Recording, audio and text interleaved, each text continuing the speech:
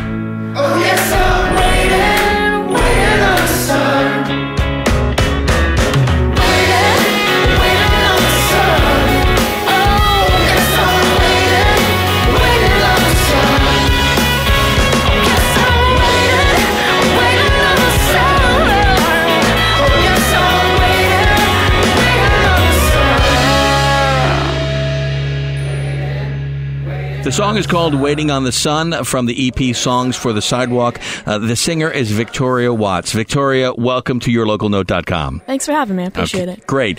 All right, let's talk about you first, and then we'll talk about the song. But let's talk about you and how, because you have an interesting journey, how you got to Philadelphia, because you're not originally from this area. So you're originally from the West Coast, San Diego. Mm-hmm. Tell us tell us about your journey here, and make it short. How much time do we have? All right, so the abridged version. So I grew up in San Diego. I went to college out there for the first 2 years. Then I got accepted to a music school called the Contemporary Music Center that's designed like a study abroad program. So you go the first semester and then go back to your, main institution, main study. So I went there for a semester, and that was up at the time in Martha's Vineyard, Massachusetts. Nice. It's now currently in Nashville, but at the time it was up in Massachusetts. So I moved out there. On the vineyard? Mm-hmm. Actually, on the island. Very cool. Yeah, it was a great experience. Still right now, one of the best times of my life. Mm-hmm. And I came back to the West Coast to tour with a band that was sponsored by the school I was at the time. Nice. And spent the summer traveling around the Southwest. And it was a great experience, but I just had way too much time on my hands being on the road to kind of think about things and realized how much I missed being out already, missed being on the East Coast. So started kind of putting some feelers out. And when I was talking to schools, I was more or less a straight A student in California, so I got some offers for scholarships. Nice. I basically got a full ride academic scholarship to Eastern University. And so it was kind of those like, well, okay, I can't say no to free school. It's an excuse to come back east. So I took it and then graduated from there. And where is that exactly? It's on Main Line. It's real close to Villanova. In Philadelphia. Yeah, this area. Oh, cool. And in between, I did an internship in Nashville with a songwriter down there. Nice. So I spent 4 months down there. Okay. And then I got a job working in music right out of college, so I stayed out here because those jobs don't come easy. Right. So that's why I'm still here. Okay. Been here for about 4 years now. But you're now doing music full time. Yep. Mm-hmm. So do you have that other job, or is just... Oh, that's the job that I got offered. Yep, is the one I'm still doing. I got offered to sing with a cover band and play guitar and bass with a cover band called Element K. Literally, their booking agent found me on a street corner. I was playing on South Street. I did that to make change, pay rent while I was in school, ergo why the EP is called Songs for the Sidewalk. Got it. Kind of an ode to that. So you have a lot of experience and I'm sure memories singing on the streets. Oh, yeah, it was great. Okay. Most nights. Most nights. So you would sing at night? Generally, I've found in my experience that drunk people are a little more generous with their money. So that's a fact. I South found that in my experience too, except it was me giving the money. Yes. Yeah. But South Street was cool because it attracts a lot of tourists. So there were mostly families if I played during the day, and then people out partying, ready to throw money at night. So it's just varied. I did it a lot in Nashville, and in Nashville I could make hundreds of dollars a night. So yes, Nashville is crazy as far as that's concerned. Right. So that's great. So you got used to putting the hat out there and waiting for that. So just out of curiosity, what would be a good night for you? Like the bottom line? Yeah, money-wise. $250. Really? For 2 or 3 hours. Really? Yeah, in Nashville. Okay. Here, probably 100. Okay. That's still not bad. Oh, not at all, no. Okay. Doing something I enjoy, meet interesting people. I'm sure you met some interesting people. Even networked a little. Like I said, I wouldn't have the job now had I not been kind of been out there just, Right. So is music something you have always wanted to do? Since you were a child, or is this something that you picked up later in life, maybe in high school or something? How did that work out? I think it was always something that's, anyone who's, a musician who's really hitting it hard can probably understand this. There's something about it that's just always in you. Right. So it's something intuitive about it where I would sit in front of a piano and want to, tinker around and figure things out by ear. But as far as when I really started playing, I picked up a guitar when I was 12 and just fell in love right away and started picking up other instruments after that. Are you one of those people that just picked it up and could play right away? I mean, I'm not one to say, oh yeah, I'm so great. But there's probably an above average ability, but it still took a lot of work because I enjoyed it. It was hours a day some days, sitting because I liked it. But, but I do like, fiddling around with other instruments. I do play some other ones besides guitar. Okay, very cool. Very cool. When did you start writing your own music? Pretty shortly after I started playing, so probably around 12. Wow, 12, really? 13. Not that was good right away. What are you writing about then? Where do you draw your inspiration from at 12 or 13 years old? Not drinking songs, that's for sure. No. Yeah, I wouldn't dream of it. No. I know. Actually, at the time, I was writing songs for church. I grew up in a religious home, so it was a lot of worship song. Right, type. Sure. Did you sing in the choir then and stuff like that? I was actually one of the band directors growing up. Okay. So that's kind of where I learned to play different instruments. Was nice. Fill in where they needed it. Very nice. Let's talk about the song "Waiting on the Sun." What is that song about? It's a perfect segue. It's actually based on the early chapters of Ecclesiastes in the Old Testament. I'm actually not religious now, but that upbringing will always be part of my vocabulary. It is. I did 12 years of Catholic school, so there you go. I know understand. exactly what you're talking about. It's good. It's good to have that. It's a good foundation. Education. Yeah. And I always thought the words of Solomon were wise as they're advertised. But the song is sort of about how life sort of feels meaningless and has all this useless work. And so the idea of waiting on the sun isn't like, here comes the sun, like you're waiting for the sun to come out. It's actually the idea of being like a server, like a servant to the sun. You're waiting on it like a waiter. And so that's that idea. Okay. Very cool. Influences then. Now, obviously, being a director of the band at church, that is something that influenced you, but other influences growing up. My dad was actually a drummer, and he played the professional circuit back in the 70s, mostly in Kansas City. So, I mean, music was always around, and kind of playing with him, that was always something fun to do as a teenager. I'd go jam with my dad. That's cool. Nice. So, I was raised listening to the usual suspects, the Beatles, Led Zeppelin. No Rolling Stones. For some reason, he never liked the Rolling Stones. No disco either, huh? I didn't know. He was one of those death to disco guys. So luckily, no disco. That's funny. I do thank him for that on a daily basis. But yeah. So, what type of music were you playing in your teens? Like, what's the evolution musically that you experienced from when you started? Yeah, I was actually into the typical kind of like emo, hardcore, post-hardcore. So I listened to like Blindside. It's one of my favorite bands growing up. But then at the same time, I liked really melodic stuff like Isley. It's one of my favorites in high school. So, I mean, it went from church and slowly moved away from that. Right. So by the time I was 18, I was very like in the pop and rock. Okay, so were you always the front woman for the band, guitar and vocals? Or you mentioned you played other instruments. Did you do that in a band setting? Yeah, actually, part of the reason I moved out to the Philadelphia area as well was to move in with a friend of mine who needed a bass player. So I backed him up for about a year just playing bass, occasionally background vocals. I also played drums for a while, again, because my dad was a drummer, so I had a little bit of training there. So not always guitar and vocal, but that's certainly has always been my main go-to. But it sounds like you'll never be out of work.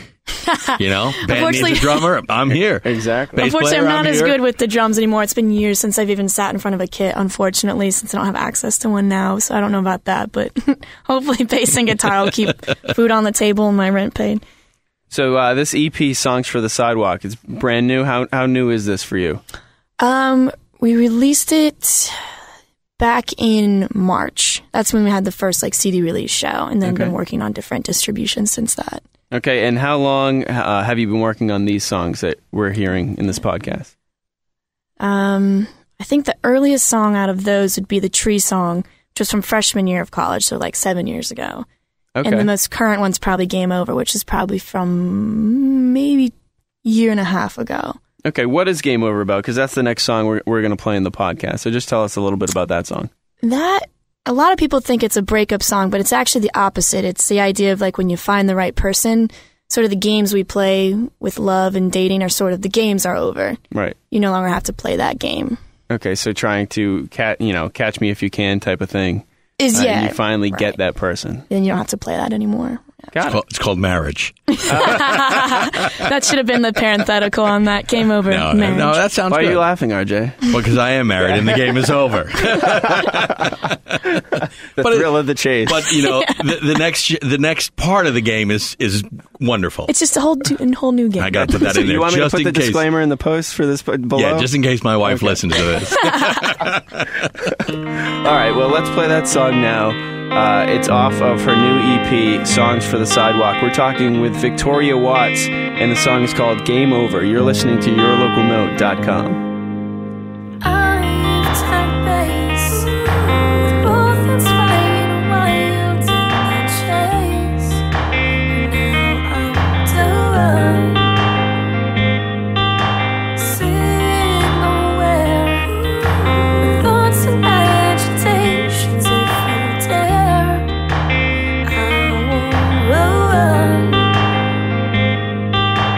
Giving up my right to give up.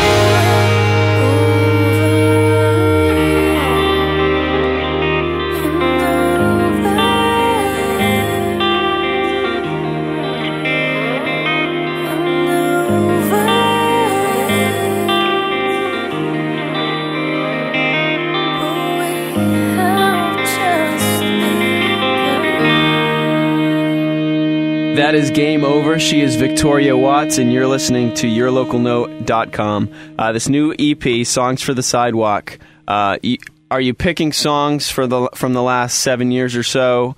Is there a common theme? Like, how did you pick the songs for this EP? I mean, to be honest, there's really no cohesive theme or anything like that. The idea was, well, one, to be true to the title at the very least, was there had to be songs that I had played while I was busking, whether it was South Street or Nashville, wherever.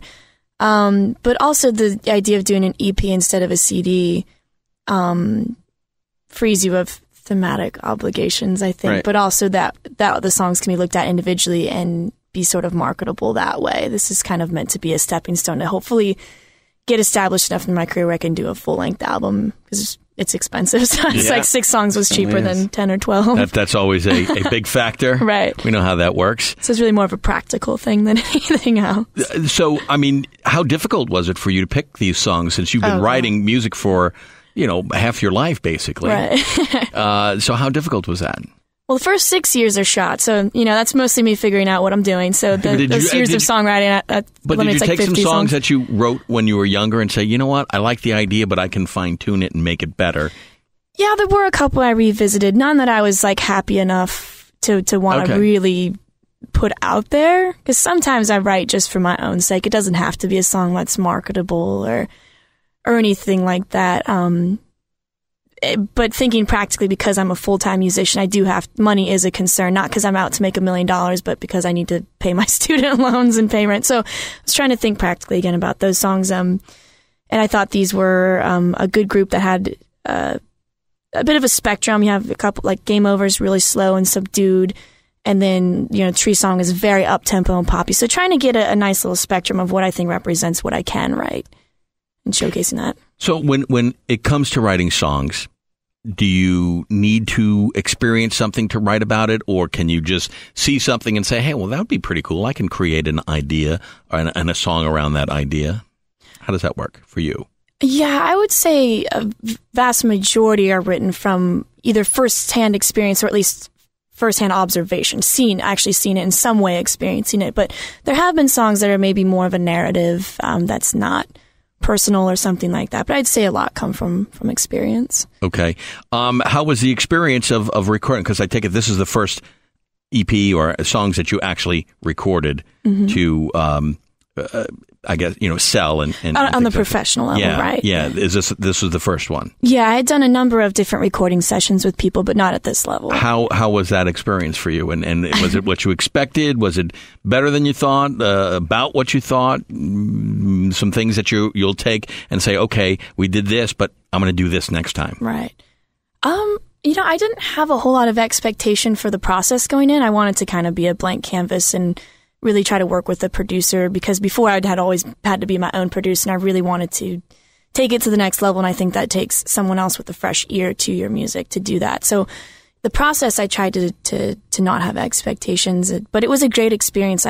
Two of my friends were the ones who helped record it as far as the instruments. I had a drummer and then a guy that played bass and keys. Okay. So it was great. We slept in the studio, so we were just there the entire week. Okay. Or 5 days. So, we just ate it, lived it, breathed it. That was what we did for 5 days straight, and slept on the floor of the studio at night. But it was awesome. Cool. Then when you were, I guess when you're putting this process together, I mean, did you pick up on some stuff that you'll do differently for your next album? I don't know. It's tough to say, because I'm not 100% satisfied necessarily with the way everything came out, and so next time around there'd be a couple minor things as far as tones of the guitar, things like that I'll be a little bit more conscious of, rather than having someone else be like, no, this is how it should sound. There was a couple times where I heard something but kind of defaulted, or deferred, I should say, to the producer, where I should have probably gone with my instinct. Experience. Right. You're right. When it comes to writing songs, you write them all yourself, or do you write songs and then you have I guess, for a lack of a better phrase, a go-to person to bounce ideas off of and things like that?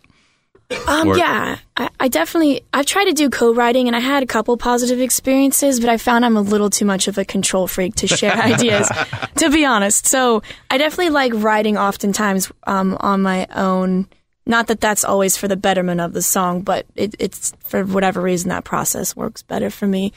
But I love collaborating in the arrangement process. Okay. So because I play multiple instruments, I can hear other parts and I'll bring it to the table having some ideas, but I can't play them as well as other people. And so getting someone to get what's in my head to be a reality is a lot of fun, and I like that process. So the idea is there, but you like to have people help you mold it and fine tune it. Yes, and I have a drummer that's awesome that helps me with a lot of the percussive rhythmic aspects of it. And then my friend Steve, who is a co-producer on the EP, is a great go-to for fine-tuning the song itself before the arrangement. Do you find yourself writing songs? I mean, do you ever get into, writer's block where you're writing some stuff and then all of a sudden you're like, oh, let me just put this away and then you come back to it later? Or can you write a song from start to finish without a problem? It's different every time. There's some songs I've been able to write in an hour or two, and then others that, like, I've started a verse and a chorus and then put it away for 2 years. Really? And come back to it and either never finished it or, if I'm lucky, I'll come up with the rest of the song, within a few days after waiting a couple years. So it really varies a lot. I don't have one tried and true formula for kind of what works. All right. So it's different for you because you're sort of, I would say, new to the area in the sense that you didn't grow up here.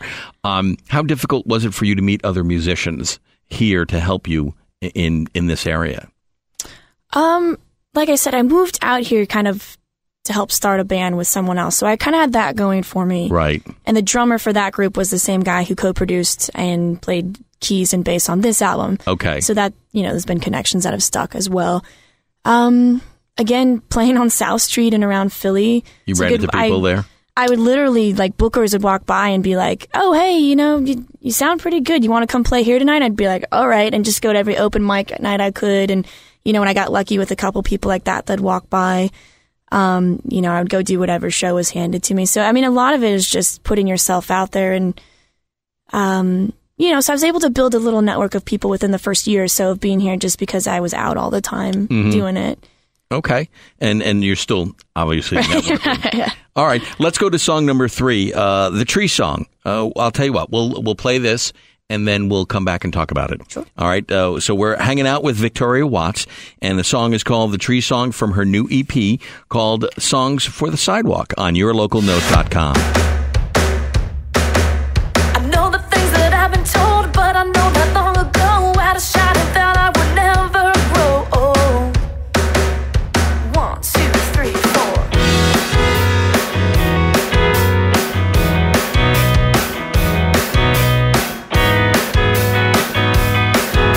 Well, I don't know. Can you tell me where did the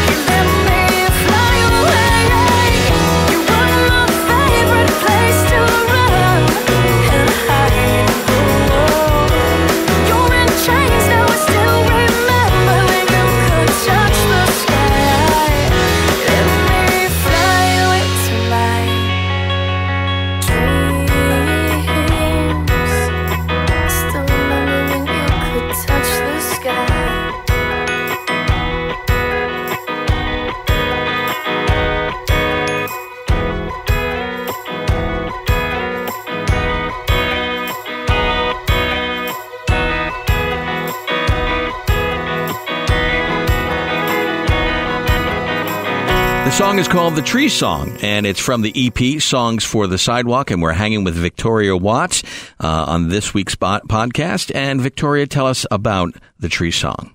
It is literally about a tree. It's no, it's. I mean, yeah. It's about a tree. Thanks. I wrote it. I was an adventurous child. I liked to climb on things. All that. Okay. It was a favorite climbing tree growing up, and obviously it had been a few years since I'd seen it. I went back and tried to show it to a couple of friends in college, and when I went back, I saw that the tree had gotten so old they had to tie it down and fence it off to preserve it. And so it was sort of this like coming of age moment of, everything grows old and dies, but you can enjoy the memories. And so the song is literally an ode to the tree, but in the sense of kind of realizing that everyone, gets older and has to deal with that. So it's about the cycle of life. There you go. That's a much better way of saying it. That's why you're in radio. Too long-winded. I think she's mocking me. I don't know about that. I'm mocking myself, I assure you. I'm a much easier how target. to handle that. Mike is going, no, mock him. Well, now that I know it's that kind of show. Right. We talked about your songwriting process before we heard the song. This song specifically, was this one of your quicker songs, or did this take a while? Did you actually have to go to that tree maybe for some extra inspiration, or? No, I would think it was one of those moments. Again, not every song works this way, but this was one where it was a very pivotal moment. I was 18, so it really was like kind of it just in the chronology, if you will, of my life. It really was like the coming of age. Like, I'm now an adult. What am I doing? So it was just good timing for that moment to happen. And I went back to, the dorms that I was living at the time and just kind of hashed that one out in a couple hours. So that actually was a pretty natural one to write, I think, given the time of my life. All right. For those listening to the podcast, where can they find this music? You can get it on iTunes, Amazon. If you just type in Victoria Watts or Songs for the Sidewalk, it'll come up. You can stream it on my website, victoriawattsmusic.com, if you want to sample it, any more of the songs before you buy it. All right. And you're on Facebook and on Twitter? All of that. Yep. Facebook.com/Victoria Watts Music. And then type in Victoria Watts on Twitter and it'll come up. Excellent. So with all that stuff, I mean, basically your career is your life. I mean, because you're a single person, you're a singer-songwriter. Right. Then you've got your cover band to help pay the bills. Mm-hmm. I mean, and then you have to do it, because we know doing the social networking to break through the clutter, it's a constant you battle. You have to constantly update it and constantly promote yourself. So how do you approach then? Trying to break through the clutter. I mean, what do you think about that, or is it more? Is it more just I'm just going to write the songs and hopefully they'll break through? I mean, or is it a combination of both? Oh no, not at all. Despite my natural intuition to be the free-spirited artist type, I'm very 50-50 now. I have to be 50% business person and 50% creative type. So it's basically like having two jobs really, because I gig full time. I'm out 5 nights a week, sometimes doing doubles. So I'm out during the day and the night. But then I spend my daytime hours in front of my computer as if I had an office job, doing Twitter and Facebook and making sure I'm up to date with bookers and promotion and marketing and all of that. So it really is pretty you're booking hectic. yourself and things like that. Yeah. And contacting all the different clubs and sending out demos and just telling people where to find you. Right. I mean, I'm fortunate in that I do have some people helping me out. A friend of mine made the website, and I work. Shorebets Booking books the cover band that I'm in and books me for some of the solo stuff, more for, again, the cover side of the solo stuff. But they are helping me with a few shows here and there, though I do a vast majority of the booking myself. Okay. So you could, realistically, you could work basically every day. I do work every day. I can't remember the last time I had an actual full day off. But that's not a complaint. That's just a fact. Yeah. As long as you love what you're doing, then you're not working any days in the week. Right. So where are you going to be playing your solo music, these songs from this new EP? Where are you going to be playing those live?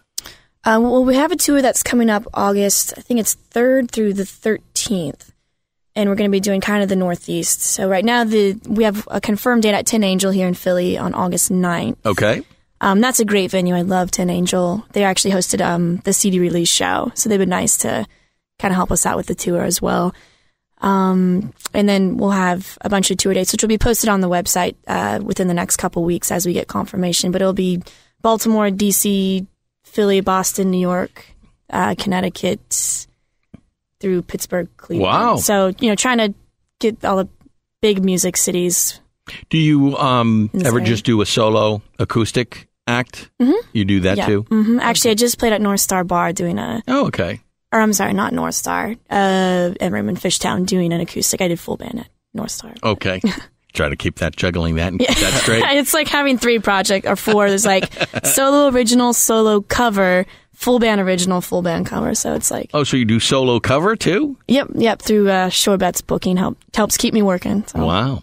Wow. So your original music with the backing band performing live, what's your favorite part about performing live, your original song? So somebody who's looking to see you live, what should they expect?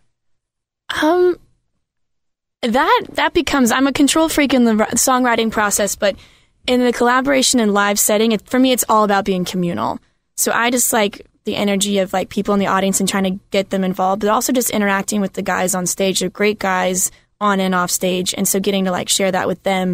It gets a little lonely when I do the acoustic stuff. It's Right. fun doing that because it's still in me, and it's nice to get it out and do it, but it's a completely different dynamic when there's other people on stage to share that with. So, I mean, whatever you want to take that, whatever level that it's communal, and then I get to like share that with other people and experience it with them. Okay, excellent. Your websites again, where people can get this new EP. It's called Songs for the Sidewalk. Where are your websites again? You got Facebook, Twitter, and then your... VictoriaWattsMusic.com. And then if you want to buy the album, you can get it on iTunes or Amazon. Perfect. Well, thanks for coming into the studio and talking with us. Yeah, thanks for having me. No problem. The last song we're going to play is 1,000 Miles. It's off that EP. Real quick, just what is that song about? Heartbreak. Okay, we'll see you later. No, It's actually about when I first came to the East Coast. When I moved to Massachusetts, I left behind a guy in California that basically... He didn't want to come with you, huh? No. Or you didn't want him to come with you? Oh, God, that's a longer whose heart story. is breaking here? It was a mutual breaking of like, here's what we've got to do, but we're not happy about it because, Yeah. it means that we're not going to be together. And, months later, we were both like, it was definitely for the best. And, we've just been that's friends good. and it's fine. So Heartbreak was lucky for me, done within a few months. But, I went to the music school with a broken heart, and that was the song that sort of came out of it. All right, well, we're going to end with 1,000 Miles. We've been talking with Victoria Watts. Her new EP is available now. It's called Songs for the Sidewalk. And before we go to the song, let me again remind you that we have our free iPhone and Android apps where you can stream music from the Philadelphia area 24/7 wherever you are. Keep up to date with our concert calendar. We update that daily. And if you want, subscribe to our weekly newsletter. Just email us at contact@yourlocalnote.com. Her name is Victoria Watts. The EP is Songs for the Sidewalk, and we'll leave you with 1,000 Miles here on yourlocalnote.com.